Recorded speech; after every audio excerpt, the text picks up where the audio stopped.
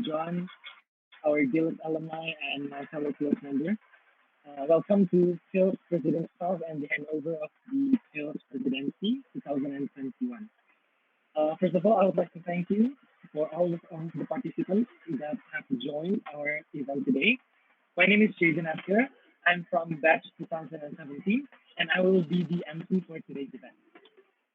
So, as you may already know, that for today's event, we will have the PILS President Talk, in which we're going to invite two of our notable alumni, two of our notable presidents, to share their experience when they became presidents, PILS presidents.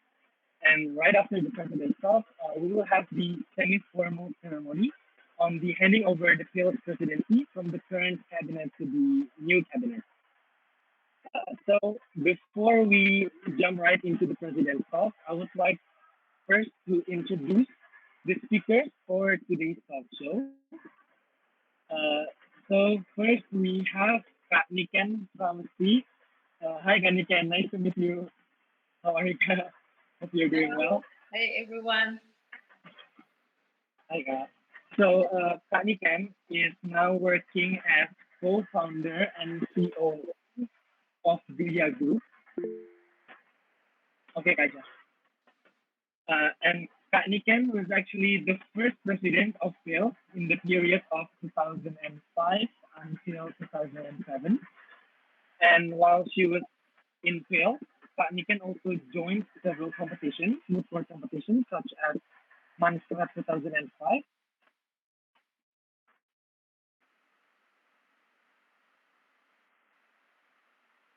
and just 2006, in which her team qualified is rejoining our this meeting, but I just want to introduce Kak John. So Kak John is now working as Vice Dean at Faculty of Law Unpar, and he was the second PILS president right after Kak Niken in the period of 2007 until 2009.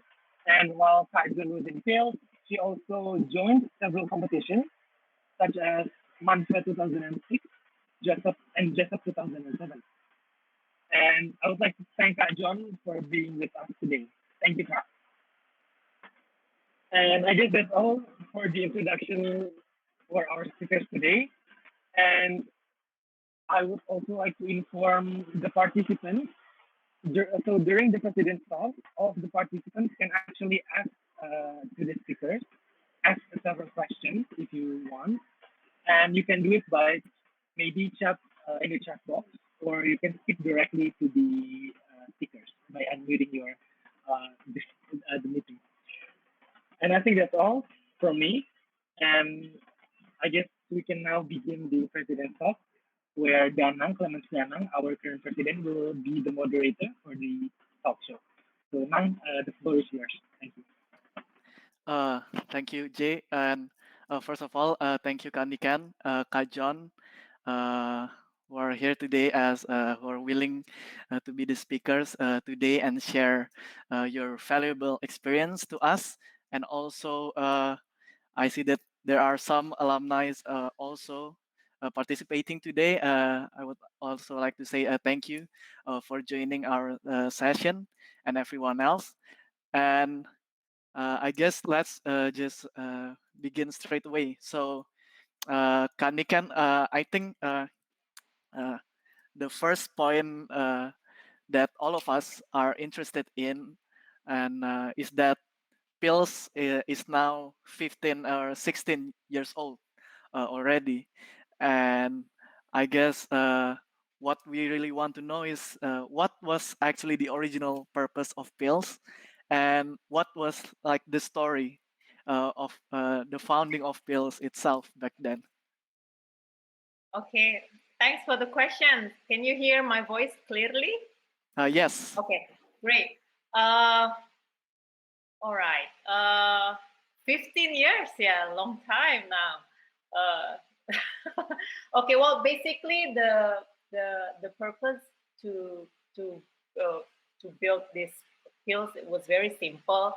is we want to have an establishment at that time that was able to manage FH students' interests for international moot court competitions, and that included in general there are three main tasks. It was for recruitment, training, and fundraising.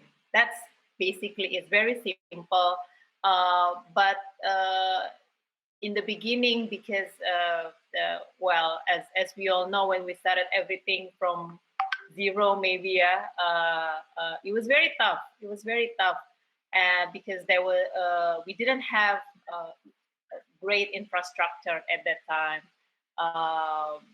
Very limited sources, very limited access to information. So it was tough, and I can say that at that time it was we were pretty much like a gang of nerd students because basically we didn't have enough time to do other things other than doing this activities related to moot court competitions. There was never enough time to really do a lot of things at once. So yeah, that's basically it. It was very simple, just to make an establishment for to manage FH student interests that included three activities that I mentioned before: recruitment, and then training and fundraising. I didn't. I was laughing because you were talking about the problems and so on. I was waiting for you to mention about, I don't know, mutiny and coup d'etat. Just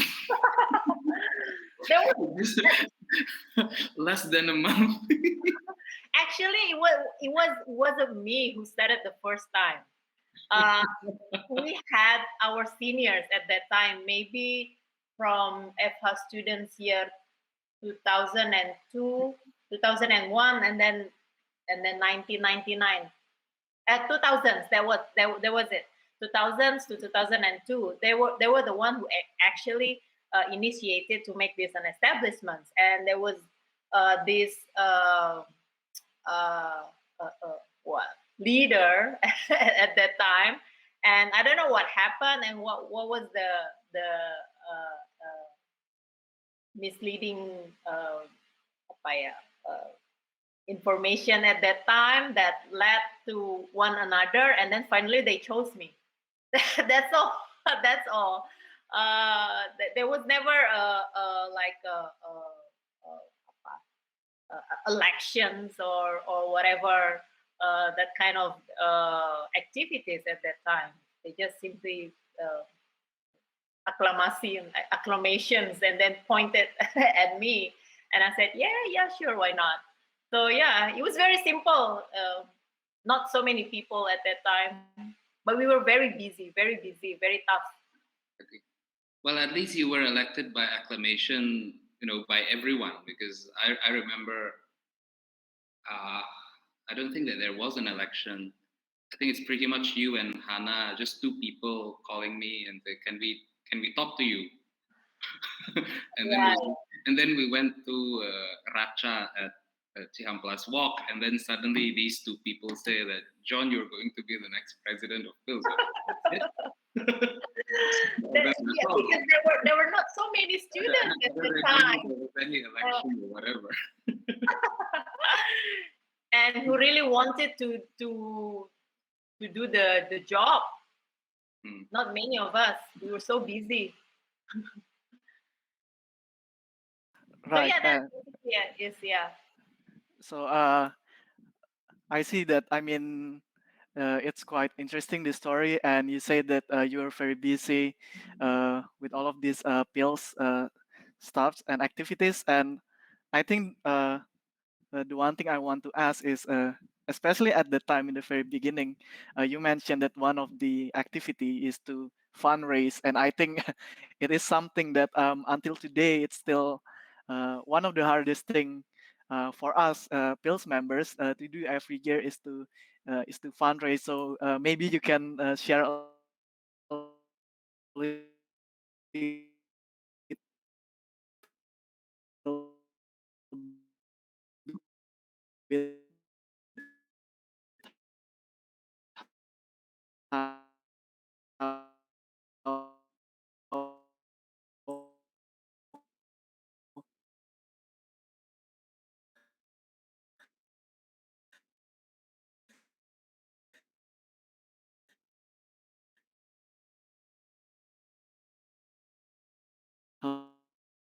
did you manage to fundraise in the early days of pills?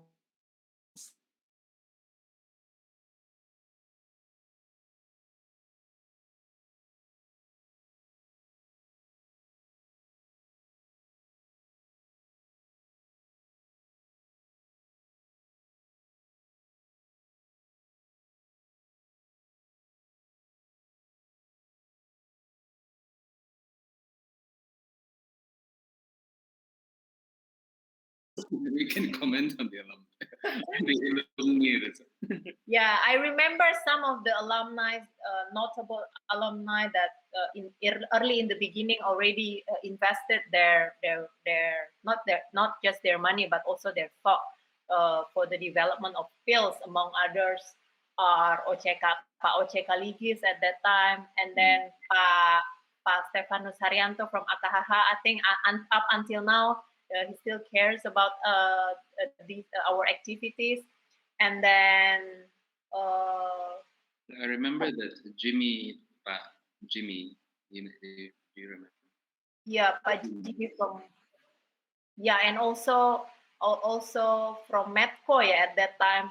Well, in short, we finally after months we successfully fundraise, and we can also uh, save that money quite well, and then we actually John's era also can still you use that money also, yeah, from our fundraising, because uh well, we pretty much very good in saving the money. So for I think 2 to 3 years after that, we can still we still use the money for our activities. Though after that, of course, we fundraise again. Thank you, Ibu Negara. I think I remember. I think I inherited, I don't know, like around 50 million from Ibu Negara, from Ibu Negara. That was very big at that time, yeah. Treasury. Uh, although, well, I think there's a one interesting note perhaps about fundraising. One thing is, at the end of the day, when you come to think of it, um, we don't really, uh, or at the end of the day, fundraising ends up well quite often, almost every time. Despite the difficulty, somehow we almost always manage to get enough funds, despite the difficult process leading up to the actual competition. And secondly, I guess, well, fundraising is difficult, and one of the issue is probably uh, we're a bit inconsistent. All right, so some years uh, the Jessup team don't qualify to DC, while others they do. So we don't do like enough fundraising consistently, right? Which is probably important apa supaya terbiasa gitu, right? But thankfully for some reason pada akhirnya selalu cukup gitu ya. So I think fundraising, it's always difficult, but at the end of the day, we can always be hopeful and optimistic gitu. Yang penting bisa dipersiapkan dengan baik dan gigih gitu ya, dan ya jelas jangan last minute. So I mean that's always important. Yeah.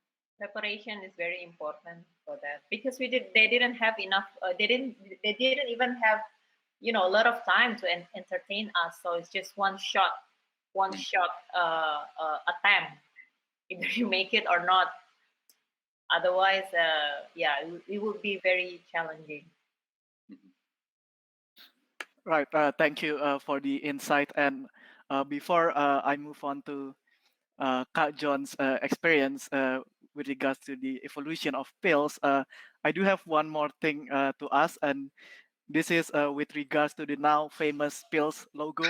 And last year, when we were in the middle of planning to create a website, one of the issues that we found is that we want to try to find what is the meaning behind PILS logo. And I guess now, since we have Niken here, the one that has been there since the beginning, maybe you can finally answer everyone's question. What's the meaning of our logo, Kak?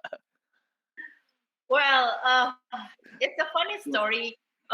Again, everything was very simple. We just asked one of our friends, Amutar, also. His name is Christian. He was from 2002, and then we asked him to make a stamp for correspondence issue.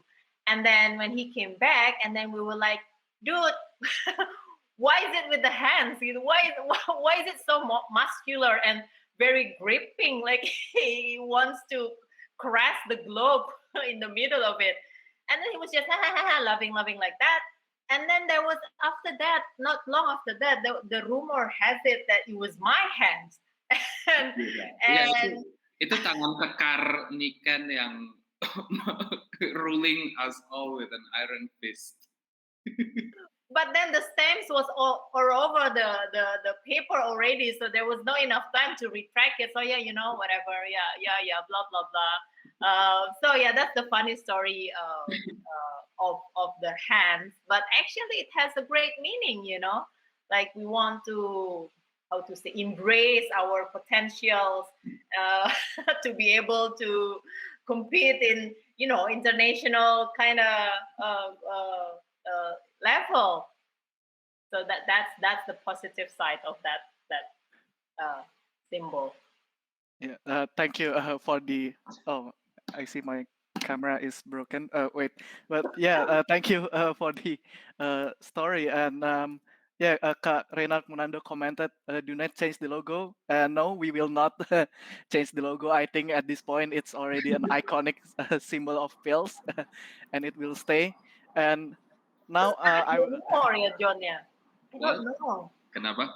Who started the rumor? People like swirling about this rumor, and it was Well, definitely not me. I was too scared of starting a rumor will bring the wrath of Well, that goes without saying because it's not what we have grasp understanding that kind of bullshit by Niken. It's more like an operations back then actually.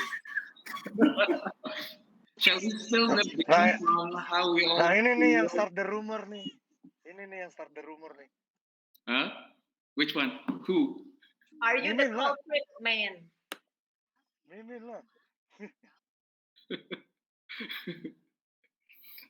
I think dan kalau nggak salah itu, but I do remember that rumor tangan kekar itu memang baru dimulai. Well, it's after Niken graduated, so I think that in itself also partly reveal how we all felt, the oppression and so on, that nobody even dared to interpret the logo in such a way ketika Niken masih ada di kampus gitu kan. It's only when you graduated and the rumor started about this tangan kekar thing.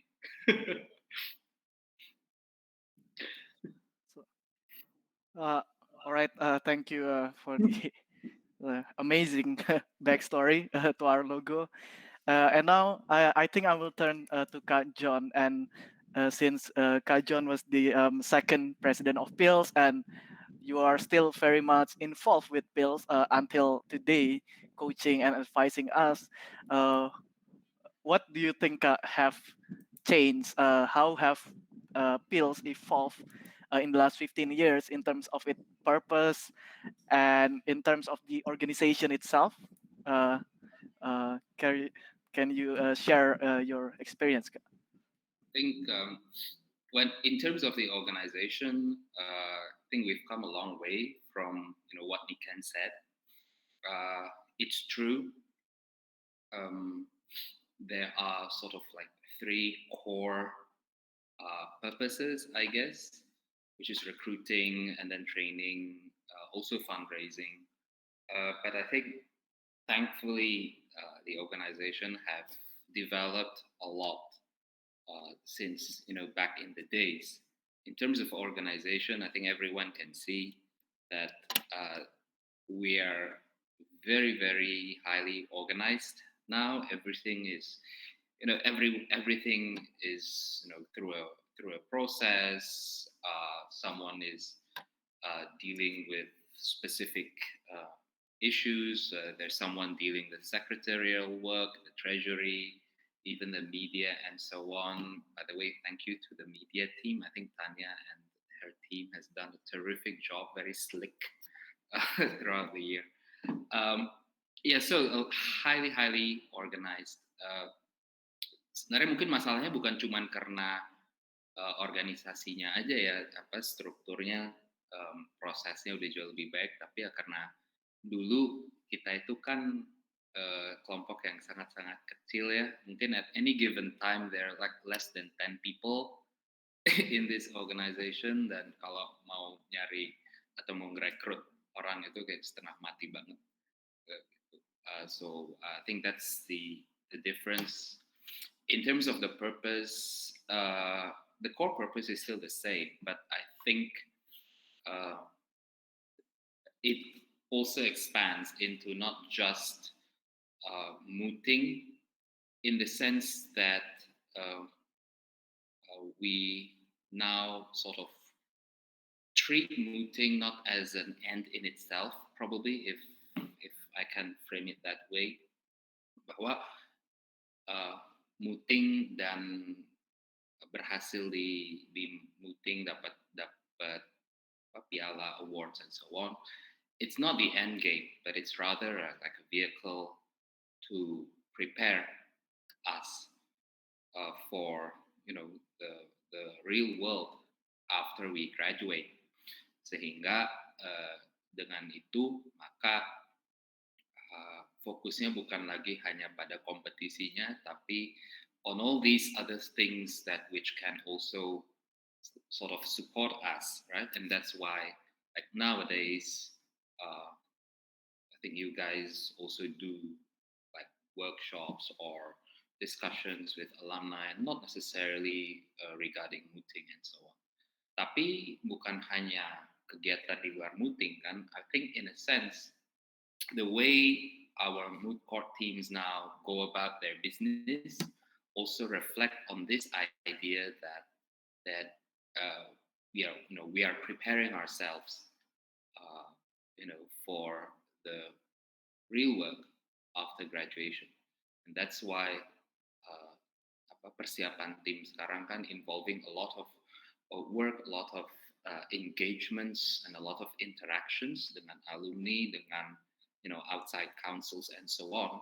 Itu semua kan selain untuk membantu persiapan kompetisi, but also has something to do with getting yourself used to working with professionals and so on. So maybe that's maybe I can add some more also on that. I think in general, the quality of students also different now. Students are smarter, maybe much smarter than us before. So it's more. I would say that maybe you guys can achieve more balance between the academic life and the extracurricular life, like this PILS or mid-court competition. Back then there was some sort of like a gesture, whether like you have to choose. If you want to be good in mooting, then you have to sacrifice your academic life. That kind of options somehow, unfortunately, we have to make, and not just for me, but also I think mostly my friends at that time experienced that.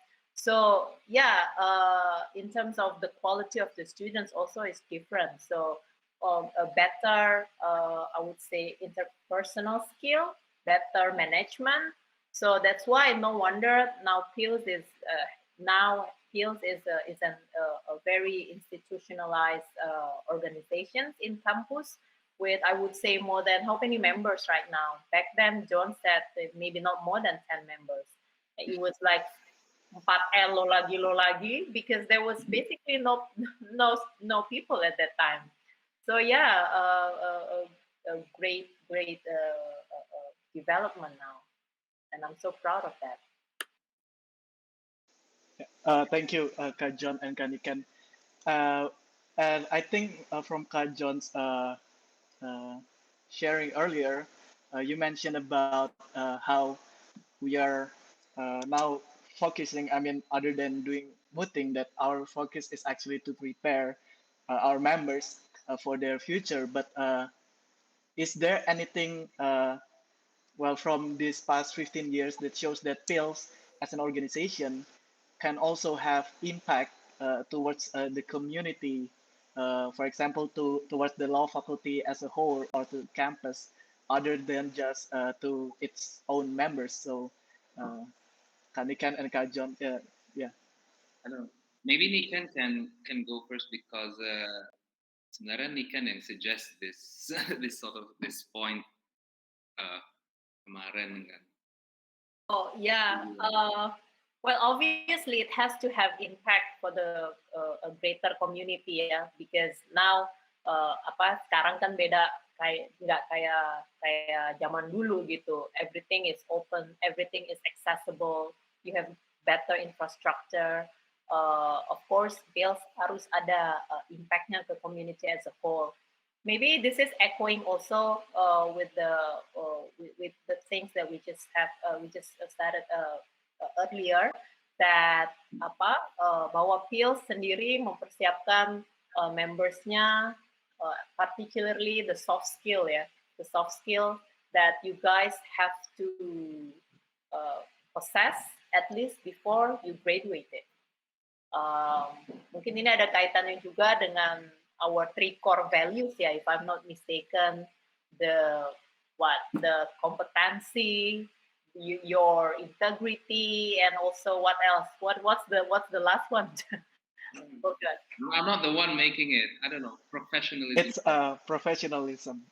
See, yeah, that's 3 core values are very important. It's a soft skill that you guys have to possess before you graduate, and that really can shape you individually and also set you apart from the other individuals. And when you guys can possess this at least core values that you are very familiar within the organization, and then you will be a better graduate from FH itself. And again, the quality of the students will be better also in that sense. More students dapat atau diterima di pekerjaan yang lebih baik dibanding kita sebelumnya. And in terms of individuals also, FH Unpar students can be berbeda gitu dengan maybe graduates from other university because of these core values yang kalian biasa terapkan gitu di organisasi. Itu kali ya, John ya? Yeah, I guess yes, that's true. First of all, ada beberapa hal sih mungkin. Maya is not here, but I always remember. Well, you would know because you were there, right? Kalau nggak salah, bener nggak sih waktu itu? Was it in Sydney? Di Sydney ya, katanya menurut legenda waktu itu Manfred di Sydney tahun 2005 dan film Spider-Man baru keluar. And then out of nowhere in the podium, Maya argued and uttered the quote, with great power comes great responsibility. That's true. Smiling. I'm a big believer in that. I'm also a big believer that if an organization is to grow and is to have a lasting influence, that it also needs to bring good to the community. Karena kalau kita cuma maju sendiri, kita hanya jadi hebat sendiri, ya itu nggak enak gitu ya. Kan nggak bisa hanya kita aja yang maju, tapi teman-teman atau orang-orang di sekeliling kita semuanya ketinggalan gitu ya. So having said that, bukan berarti bahwa apa ya, kita perlu membuat apa ya, extra effort yang gimana banget gitu. Nggak juga. Just like Niken said, even dengan apa mengejar prestasi or dengan apa menitik beratkan kualitas and so on, we can at least be a sort of a good example to others. Itu pun udah membantu. I mean there are so many ways. Tapi prinsipnya apa, we at least give a or set a good example, and become a good influence on our community. Dan juga whenever we can, we try to sort of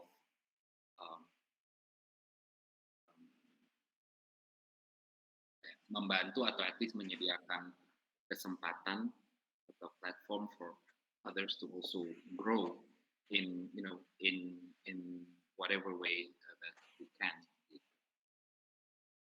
Yeah, and I believe also PILS can have more activities other than preparation or training for the competition itself, like workshop, and then discussions, that kind of activities that can engage a lot of students actually outside the PILS itself. But John, benar banget kayak I don't know if it still happened, but back then we were very exclusive. No, it's not actually a good thing too, because back then it was very tough. We didn't have enough time even to socialize, so we can make friends. We cannot make friends a lot at that time, and we were very exclusive, even to the point that I remember someone said that, oh.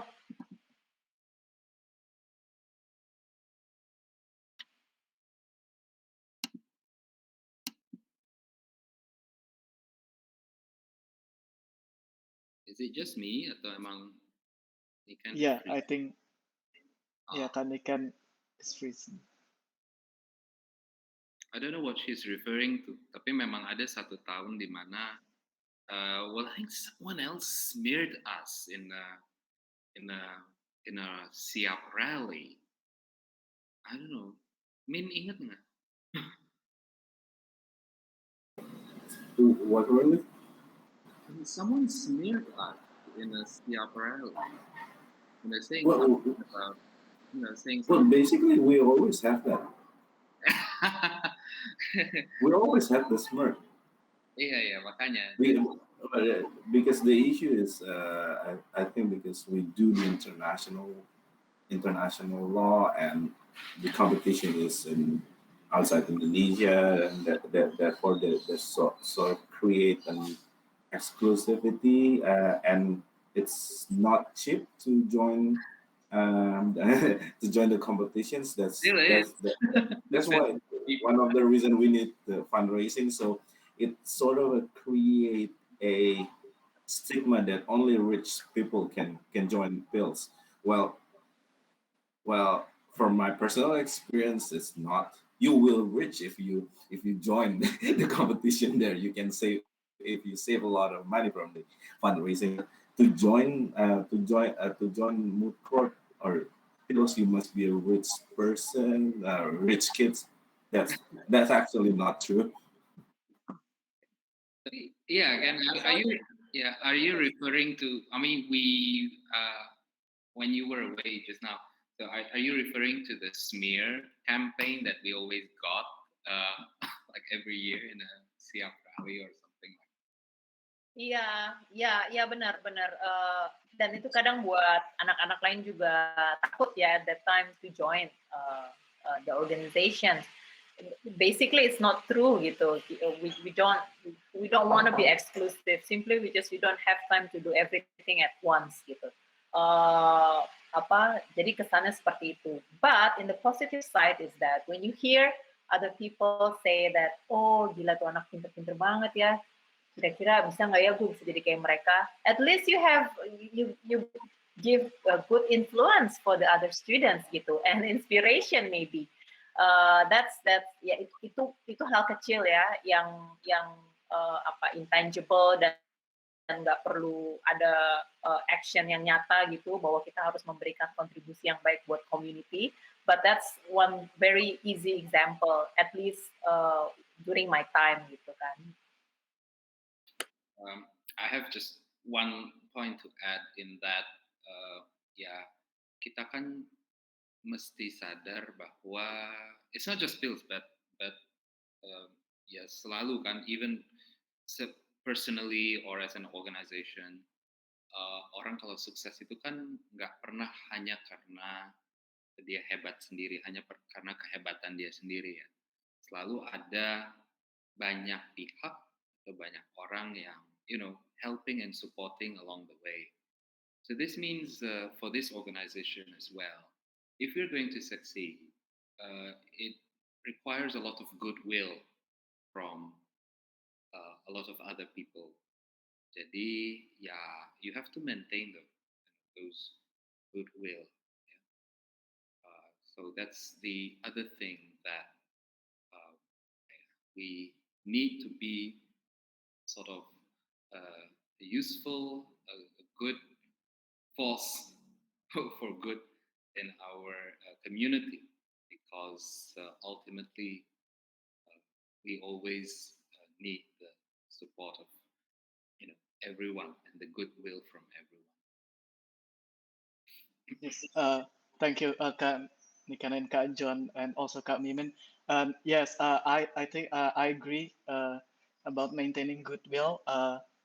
As my own experience as PILS president have shown, and for many of you guys that will continue to be PILS members after we graduate, it is very important to maintain goodwill with everyone, the alumni, the lecturers, coaches, even like the faculty, because many of you don't know that there are a lot of like moving parts behind making a successful mooting team. It's not just about the team members. It's not just about the coach. It's about how to get money from the faculty, how how to get the alumni involved and everyone else. So it is, I think, very important that we always maintain that goodwill with everyone.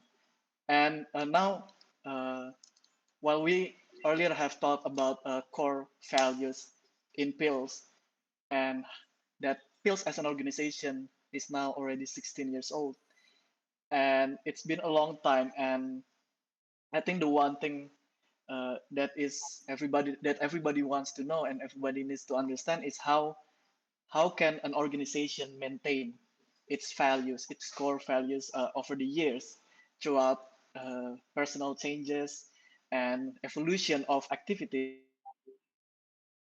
for example, as in PILS. So I guess my apology, John and Kanikan, can you share a bit about your experience of maintaining these values? First of all, can I ask? I mean, is exclusivity our core values? I mean, No, I mean it's not. It's a side effect, I guess. it's not. It's not something intended. It's just it just happened. Mimin would think that exclusivity is a core value. I think it's our core value. No, I'm a bit quite surprised that we have core values. This is the first time I've heard about it. I think, I mean, just as I think as a background, I don't know whether maybe Danang has mentioned it earlier, but I mean, just to clarify, so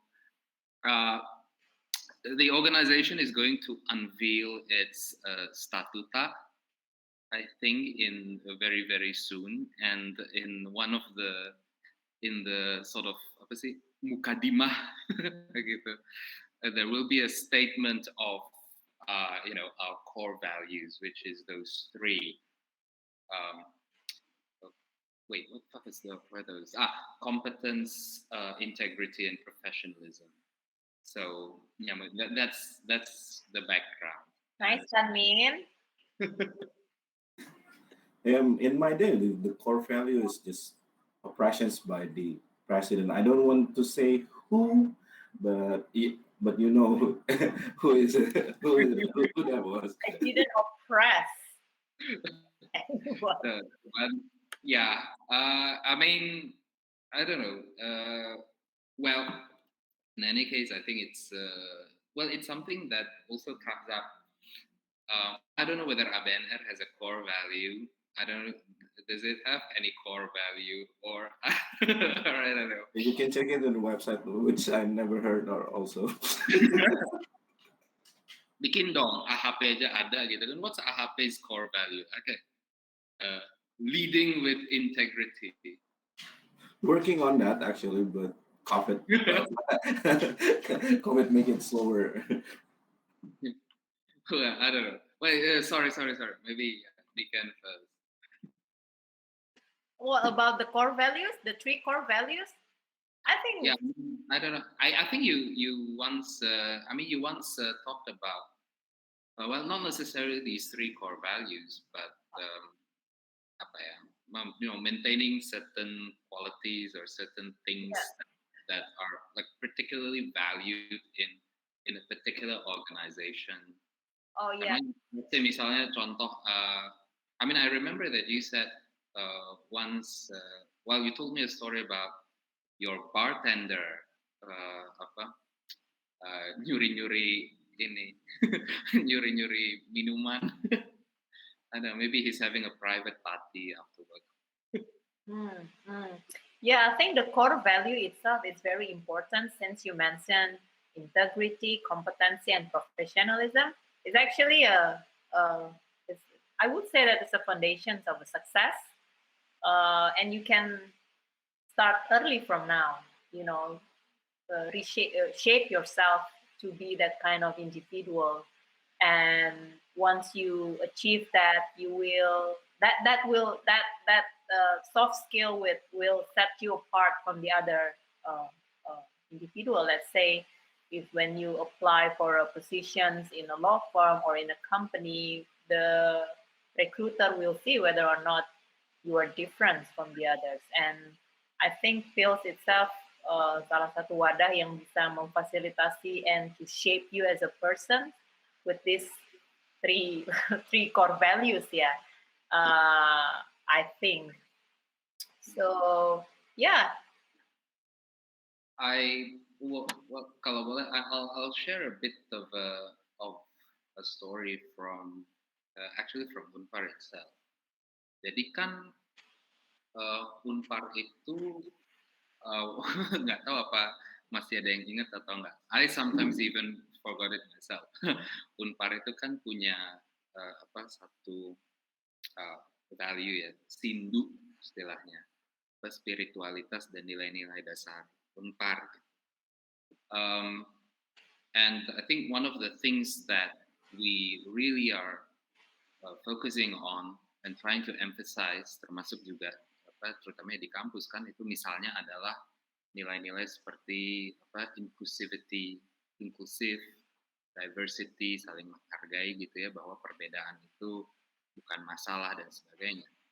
And for some reason, somehow ketika dalam beberapa tahun terakhir, ketika ada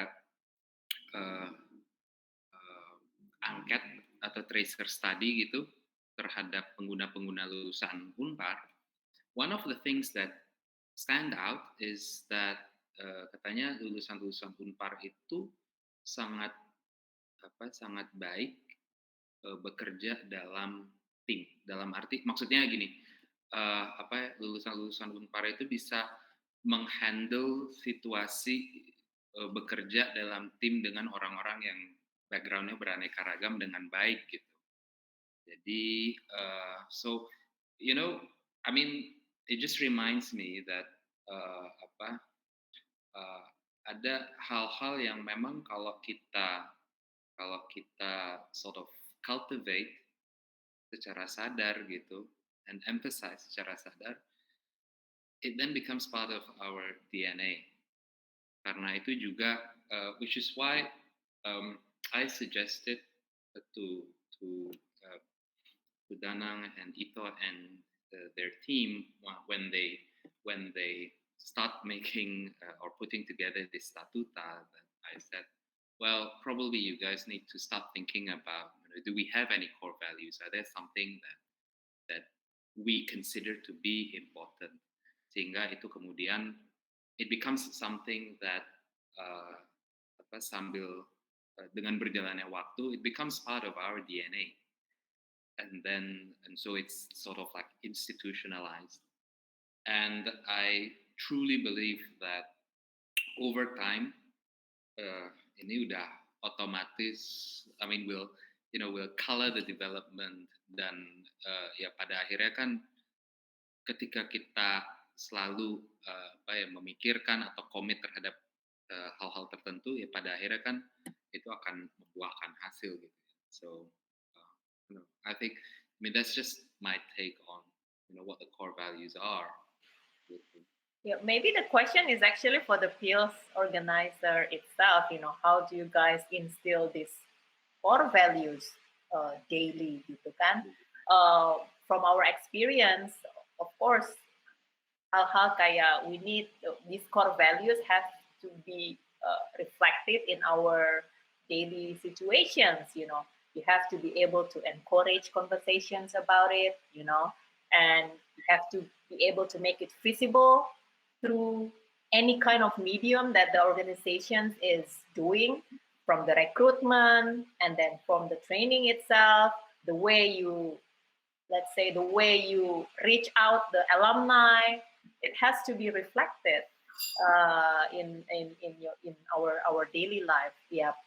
Again, percuma aja kita punya core values kalau kita sendiri tidak memahami persis apa sih value-nya itu gitu. So the easy way to do it is that you have to make sure that every members di PILS tahu gitu core values itu apa. That's why you have to make a conversations about it. Are we in the same page on this? Do we have the same understanding? Otherwise, it's going to be useless. And once you agreed on the values, then you have to live and lead by example. Not just only for the leader, but also each members of the PILS itself. Lead and live by example. Karena trust me, everyone is watched, especially for the leader. Yeah, leader are always being watched. Jadi particularly, leader has a bigger burden actually to live and to lead by examples of these core values of the organizations gitu. Dan mungkin yang terakhir, I would suggest that you have there has to be a mechanism of reward and recognize and reward those people yang benar-benar taking part and actually implementing the core values gitu kan, sehingga ada sense of belonging yang sangat besar to organizations. Then you will be a better and more effective organization gitu. Kalau core values-nya sendiri udah tanpa harus disuruh udah reflect just like that through the members' actions every day. I imagine misalnya ya, especially Niken is in the hotel industry. Let's say it's not core value as in integrity and so on, but I imagine, let's say for instance, you have a certain style, you have a certain identity that you want from your hotels, right? And then ya itu sehingga itu kemudian jadi mewarnai dan mendasari everything that you do.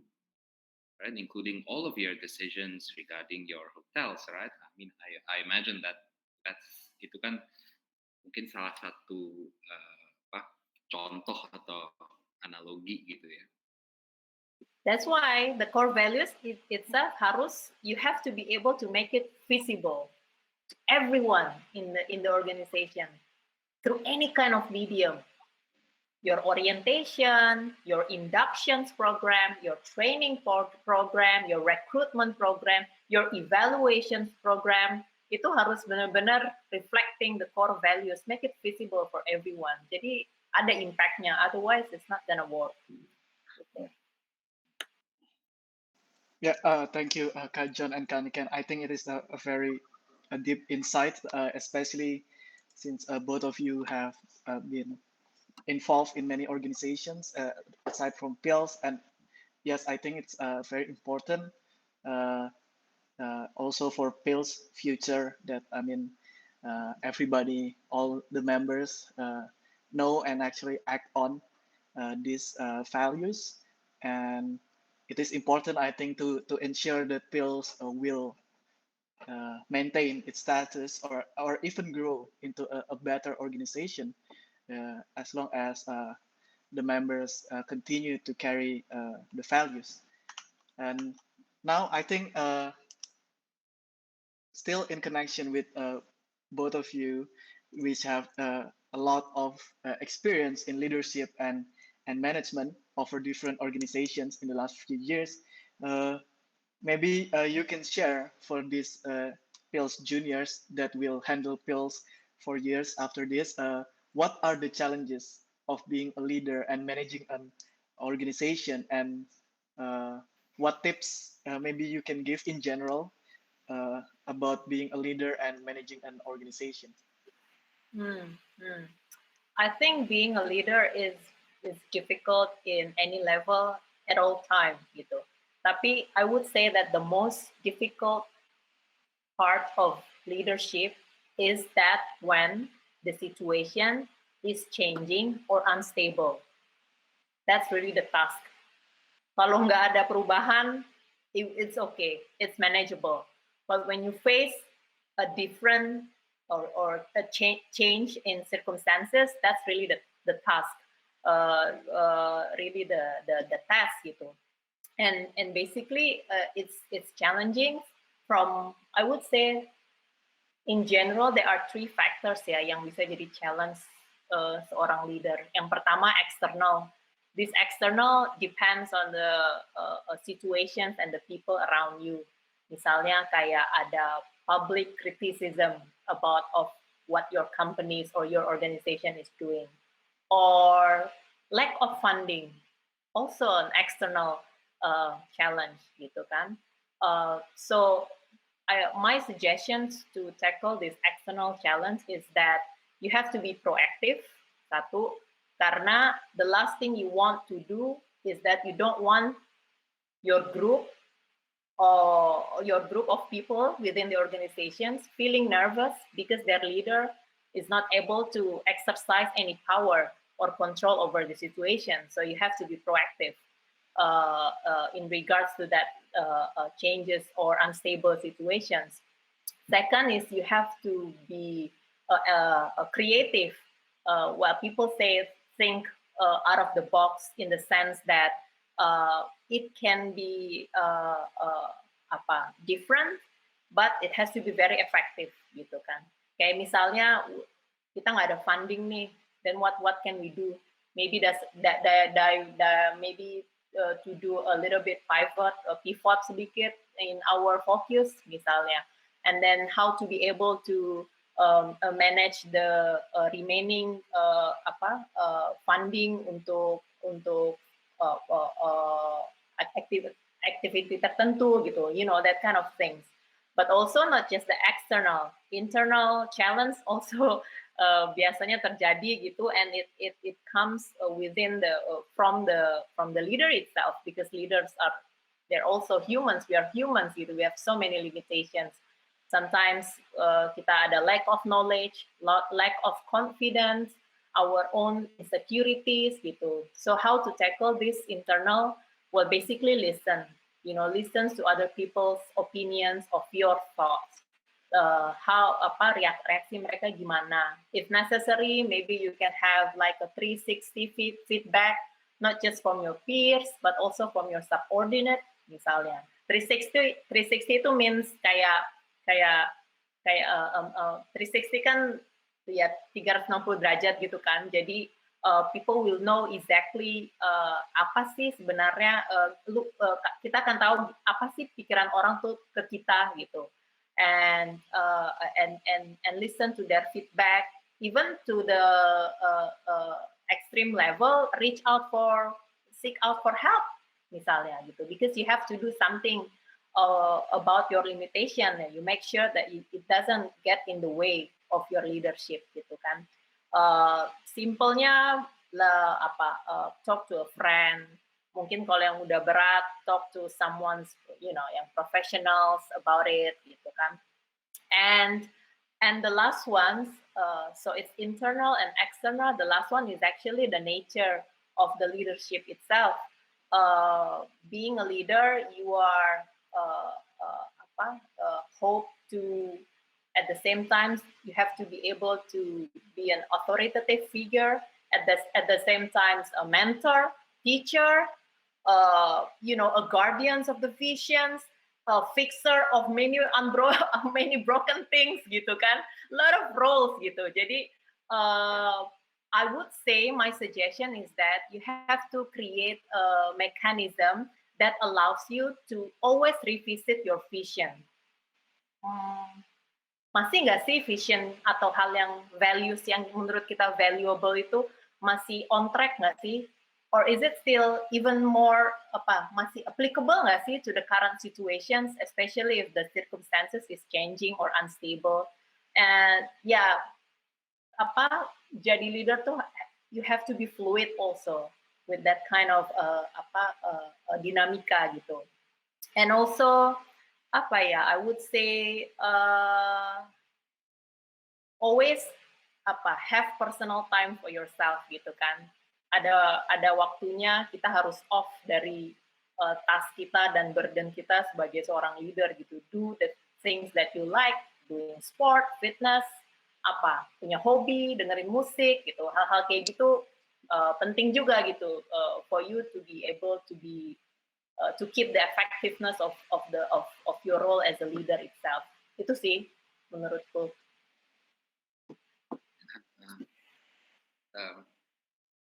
I don't know. I'm speechless because ini udah sangat-sangat begitu penuh dengan kebijaksanaan dan I'm not sure that I won't add much, but just to add in particular, kalau misalnya kita ambil hal-hal yang Niken udah sampaikan tadi to the organizations, but in particular, I think the process. Tadi Niken bicara soal we have to be prepared, we have to sort of constantly or regularly able to see where we are, what the challenges ahead, and where we are going. So I want to note in particular sort of the requirement di statuta yang baru misalnya that the new president must review or must put together the plans for the next 1 year and have it laid out in di sidang umum gitu. Misalnya, I mean, these are the sort of things that will sort of help create the process whereby the leader can be effective.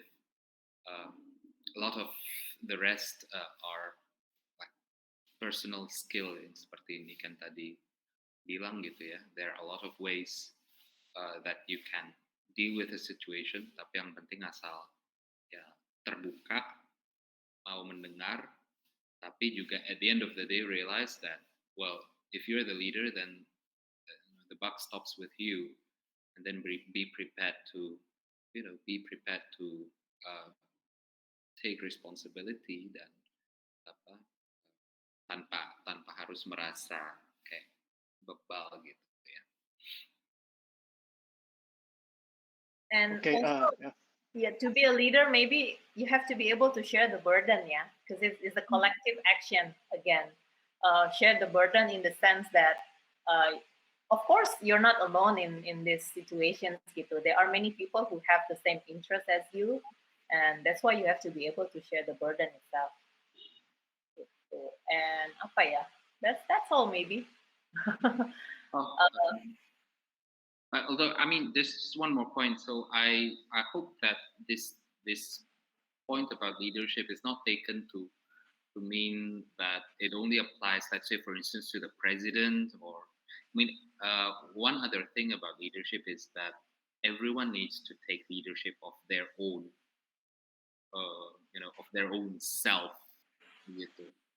So on a personal level, these things that Niken are talking about also apply to everyone on a personal level. I mean, if you don't take like proper leadership of your own, um, I mean, just forget about leadership of an organization or of anything. All right. Eh, Niken, do you have anything else to add? No, that's all. Yeah, thank you, Kajon and Kanikan. Yeah, it is, I think, very, very interesting and very insightful and useful points for everyone here about leadership and management, not just of the organization, but about your own personal self. I think it is very important. One of the points mentioned earlier, that as a leader you must remember that you're not alone, that you have other people that are willing to help you. You know, if you don't think that you can do it yourself, I think it is very important, you know, that you have other people that can help you. And you know, that don't just take everything and do everything yourself, because you know, you might not be strong enough for that, and maybe it's not even that good for the organization if the leader does everything. There must be a clear division of work and a clear structure as well. And it seems that we are now almost running out of time, so maybe now that all of the points have been addressed, I will now open a Q&A session, maybe one, maximum three questions from anyone. So if anybody has a question for Kanikan and Kak John, please just open your mic and speak up.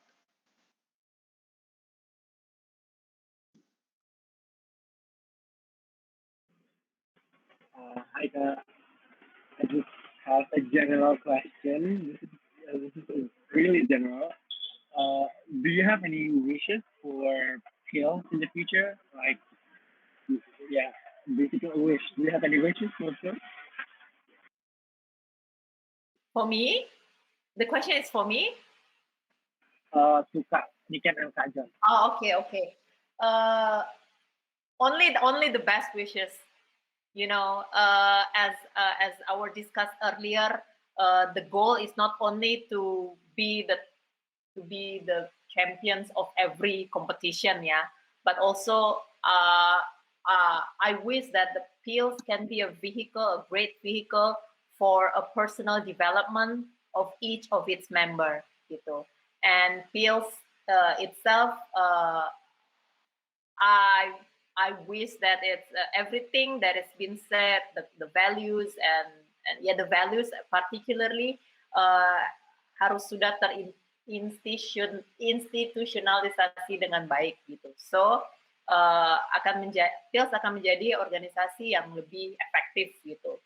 I would say that as an organization, I hope that PILS bisa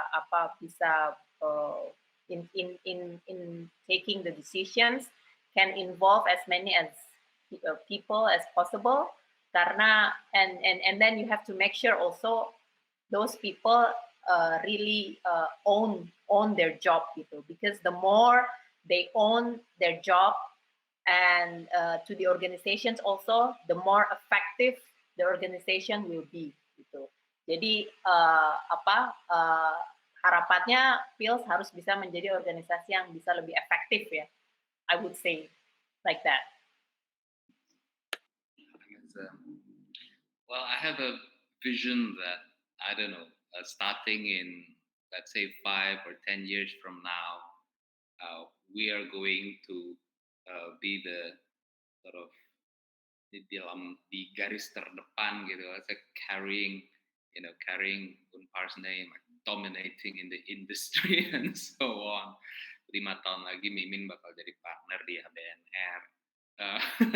And then there are some other alumni like at the top of their game in various professions. Gria Group under Niken is going to be one of the, I don't know, major biggest hotel operators in the country and so on. uh, ya intinya kita menjadi yang terdepan gitu. But to that end, I always believe in the process. Apa sih istilahnya, bahwa apa sih, usaha tidak akan mengkhianati hasil or something like that. Sehingga ya I really believe that if we have some of our core values, or if we have some things that we emphasize again and again, maintain quality, results, whatever it is, in terms of awards, in terms of championships, in terms of how you guys do in your career afterwards, itu semua akan datang dengan sendirinya gitu. Kalau kita memang berpegang teguh sama atau komit gitu terhadap hal-hal yang memang penting buat kita gitu dalam prosesnya. So I don't have having said that, perhaps kesimpulannya, I don't have anything in particular, but I'm just hoping that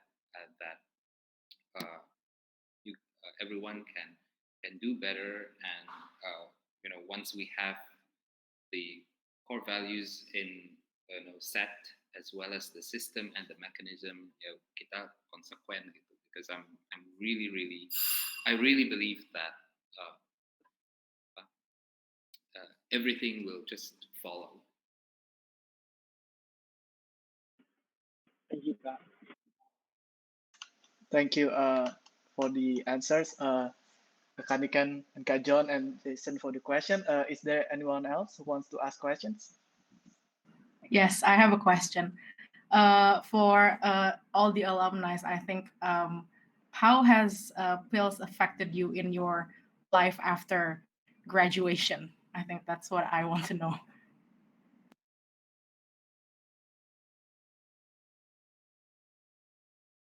Maybe we can. Atau mau Niken dulu? I was about to say, after Niken, probably we also give it to some other. Oh, maybe not me. Just give it to other alumni. I'm sure we are all feel Charlene, is Charlene still here? Ada Tias juga. I see Tias is here. Who else? Tias is here. Tias is here. Yeah. Sorry, baru masuk terus langsung ditembak. Yes, are you here? Yeah, there you are. There was going.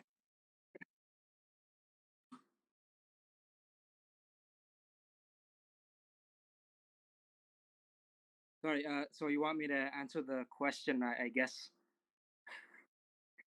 Right. Let's see, how did it...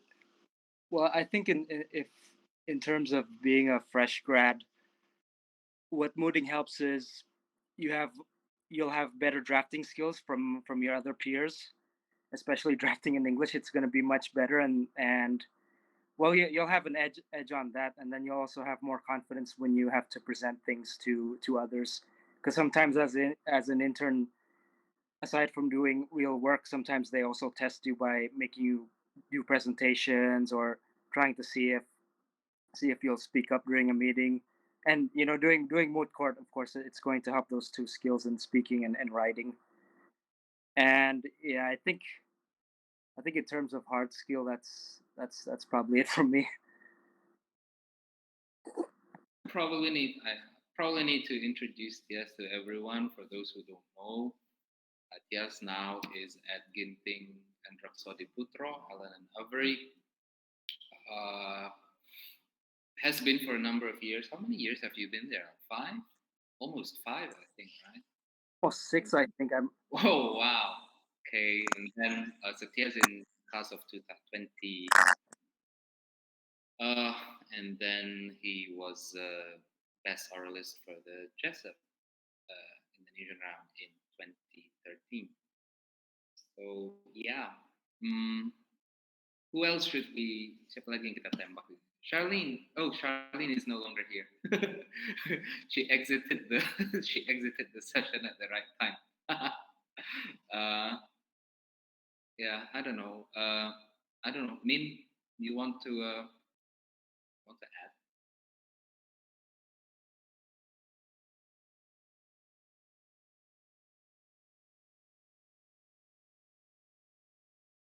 Maybe Mimin is on the toilet with the. Oke, ya kita sambil nunggu Mimin ya. Mungkin kalau itu dia, Min, are you here? Okay, go ahead. Yeah, but no, you go ahead. But I need to reconnect my laptop. This battery is empty now. Need to change the phone. Oke, I would say that kalau Tias bilang itu dari hard skill yang amat sangat membantu dia ya for the life after university, I would say the soft skills itself yang that I gained from the organizations itu yang led me to where am I today gitu kan. Soft skill yang not far from the core values that we just have mentioned and discussed earlier. That's really shape my personality as individuals, and I'm very proud to say that I that's my strength, and that strength I got it from PILS gitu kan, and it again it set me apart from the other individuals gitu, the hard work, my competency, my professionalism, also the integrity, it brings you everywhere, basically after the university. That's why I hope at least all the PILS members can possess this kind of three soft skills before they graduate the university.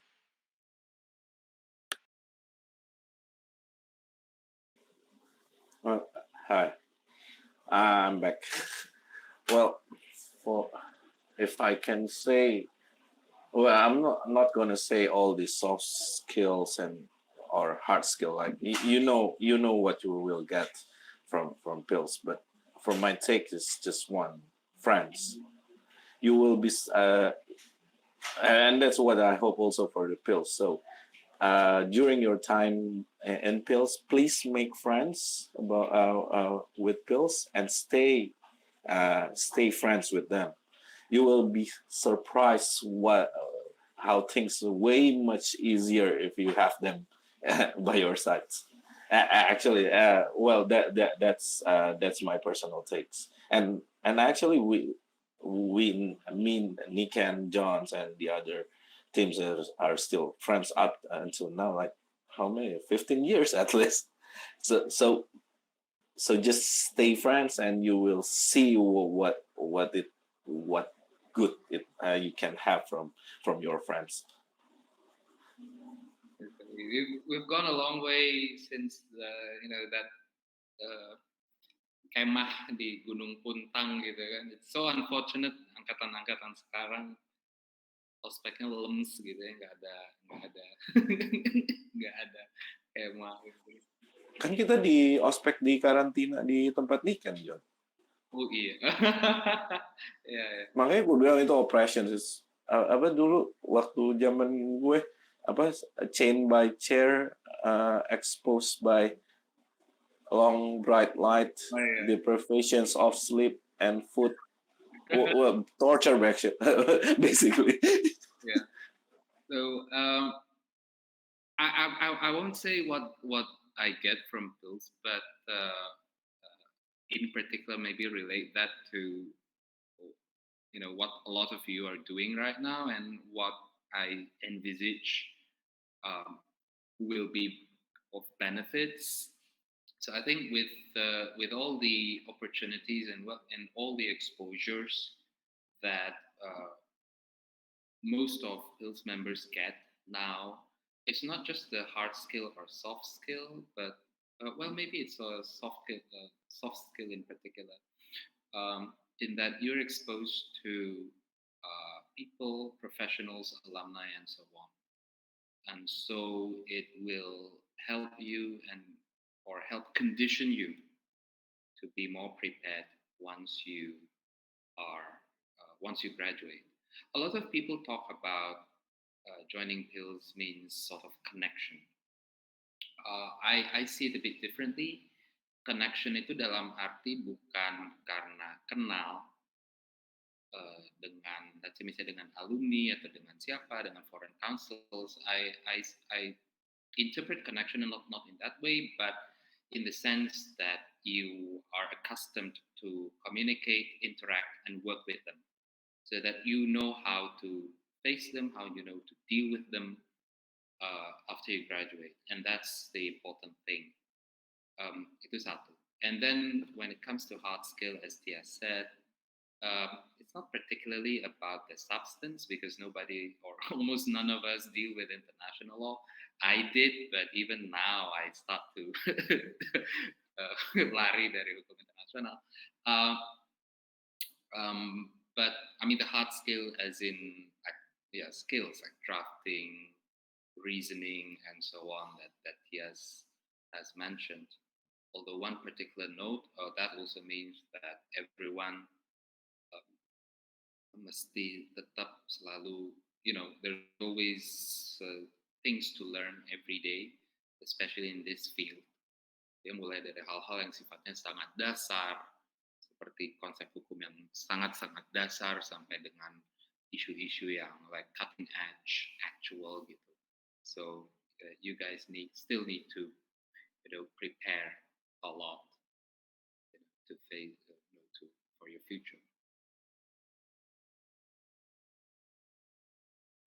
Thank you, Kak John, Kak Niken, Kak Mimin, and also Kak Tias for sharing your experience. And I think this particular question frames up really nicely to end our session today, because it shows just how PILS has many usefulness, not just the obvious ones like hard skills, but others as well for your future career. And I would like to again say thank you to Kak John and Kak Niken for participating as speakers for today's first ever PILS President's Talk, and what I hope could be something of a routine, or maybe next year when there's also another handover of presidency, because I think it is very important, PILS as an organization, that we reflect on the experiences of the past as we look to grow in the future. And now, Kak John? No, just one final point. I don't know whether there will be a better moment or a better time, but well, since this is the maybe like the last minutes of Danang's presidency, I think it's the right time, at least just for me, to say, well, thank you very much for Danang, who has led this organization to even greater heights. And that's because of his hard work, dedication, his vision, his wisdom. And so thank you very much. But also not just as always, his whole team effort. I know that his board has worked really, really, really hard on all aspects of the organization. So I thank you very much to everyone for a fantastic year. And hopefully our next president, Nadia, and her team, can carry on and do even better. But I'm very, very optimistic. Thank you. Thank you very much, Kak John. And we will now enter our final session of the day, which is the handover of PILS presidency itself.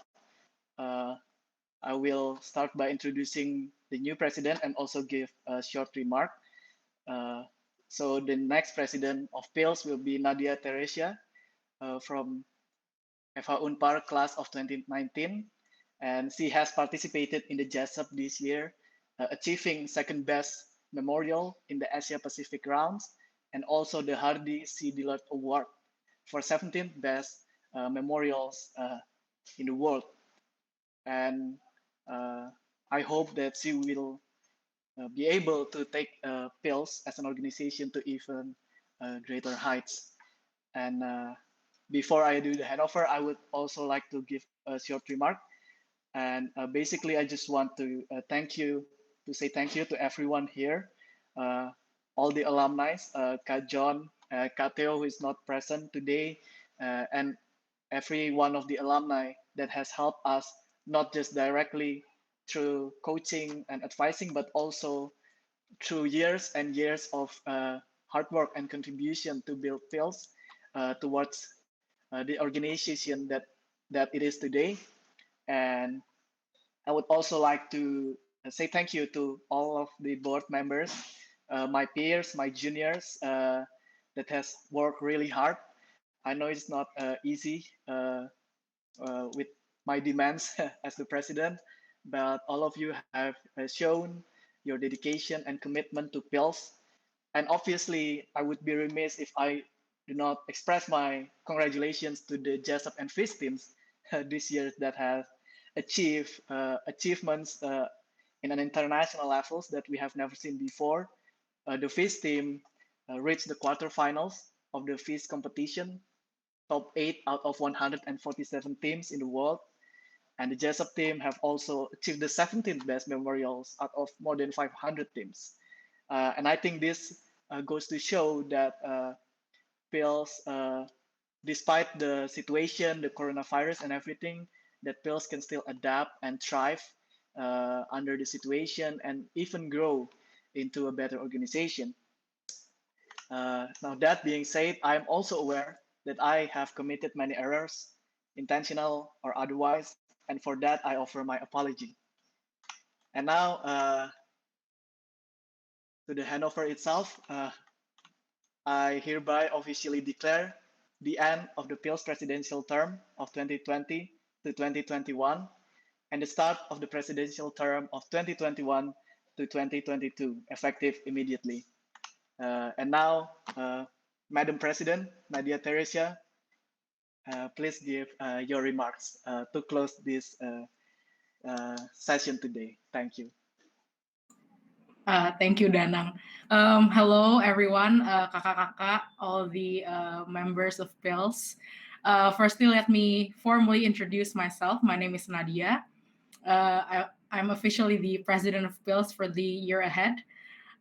First of all, I would like to thank the alumni who are here with us today. I know that kakak-kakak semua must all have a very busy schedule, but somehow you fit PILS into that schedule and come here and be with us and share some good memories with us.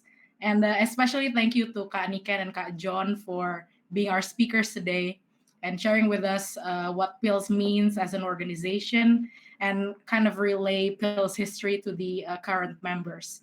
And the fact that this alumni talk was held, I think it shows to us that the alumni really care about the future of PILS, and even after they've graduated and have illustrious careers in several fields, and also showcase to us how much effect PILS have on its members. So I'm really grateful and thank you to the alumni. And lastly, as regards the presidency, firstly, I thank Danang, who has relayed to me his knowledge and wisdom and has sort of guided me through this transition of the presidency. And I must thank all the current members of PILS who have entrusted me with this responsibility. And it's an incredible honor, and I'm truly humbled by this opportunity. And listening to the stories that I've heard from the beginning of how PILS came about, to the story about the logo, to the smear campaigns, and seeing for myself what it's like to be in PILS now, the organization itself, how organized everything is, the systems, the mechanisms, and how it works, I fully realize that my predecessors have done an amazing job and have been very successful in pushing PILS forward. And I think after listening to the advices earlier, the help of the faculty advisors, and with the help of the alumni, and of course, the help of each divisions in the new cabinet, I think I will try my absolute best to do the same. Thank you, everyone.